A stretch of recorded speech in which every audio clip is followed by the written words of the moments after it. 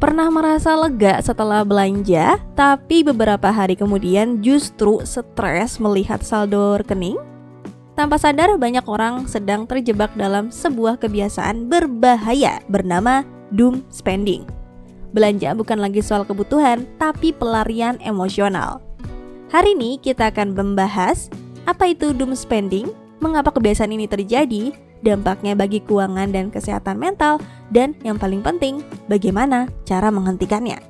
Jika kamu ingin keuangan yang lebih terkendali dan keputusan finansial yang lebih rasional, simak pembahasan ini sampai selesai. Sebelum lanjut, pastiin kalian subscribe channel Uang Logi, siapa tahu satu video ini bisa jadi solusi buat kondisi keuangan kalian sekarang.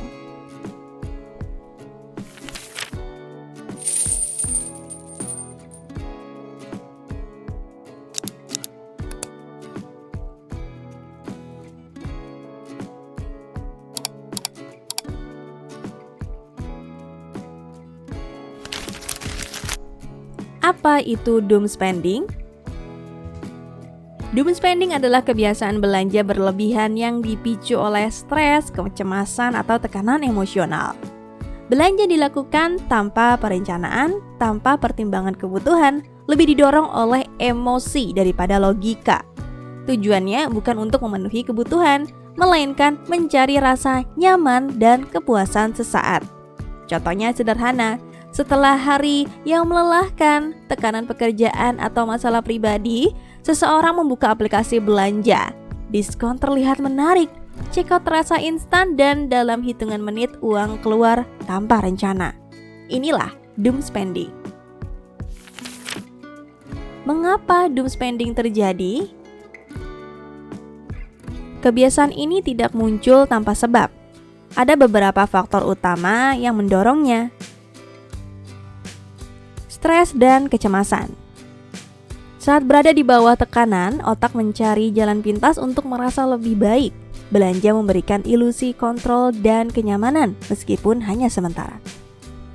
Efek dopamin pada otak. Setiap kali kita membeli sesuatu, otak melepaskan dopamin, zat kimia yang memicu rasa senang. Masalahnya, efek ini sangat singkat. Ketika stres datang kembali, otak menuntut sensasi yang sama dan belanja pun diulang. FOMO, fear of missing out. Media sosial dan influencer memperkuat dorongan konsumtif. Kita takut ketinggalan tren, takut tidak ikut diskon, takut merasa kurang. Kemudahan teknologi. Aplikasi belanja, notifikasi promo, dan sistem pembayaran instan membuat belanja menjadi terlalu mudah dan terlalu cepat. Waktu untuk berpikir hampir tidak ada. Dampak doom spending. Doom spending mungkin terlihat sepele, tapi dampaknya serius. Keuangan menjadi tidak sehat. Pengeluaran membengkak tanpa disadari, tabungan tergerus, bahkan tidak jarang berujung pada utang kartu kredit atau pay later. Siklus stres yang tidak pernah selesai. Belanja, senang sesaat, menyesal, stres, belanja lagi. Siklus ini bisa berlangsung bertahun-tahun jika tidak disadari.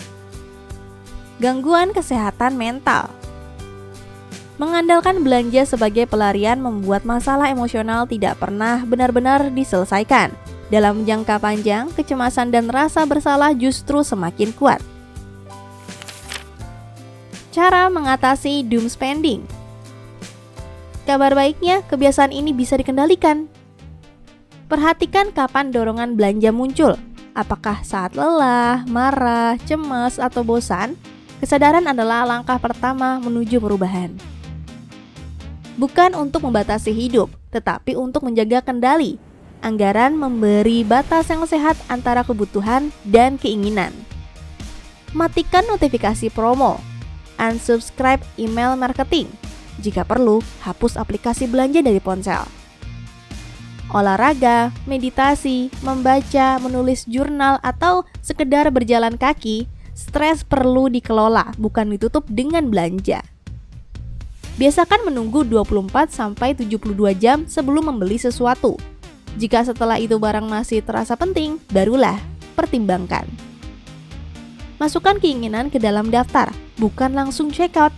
waktu akan membantu membedakan mana kebutuhan, mana sekedar dorongan emosi. Doom spending bukan soal kurang disiplin, melainkan soal kurang sadar. Belanja bukan musuh. Yang berbahaya adalah ketika belanja dijadikan pelarian dari masalah emosional. Mulai hari ini, kendalikan uang sebelum uang mengendalikan kamu. Keputusan kecil yang kamu buat hari ini akan menentukan kondisi finansial kamu di masa depan. Jika konten ini bermanfaat, silakan like, subscribe, dan bagikan. Karena literasi keuangan bukan soal cepat kaya, tapi soal hidup lebih tenang dan terarah.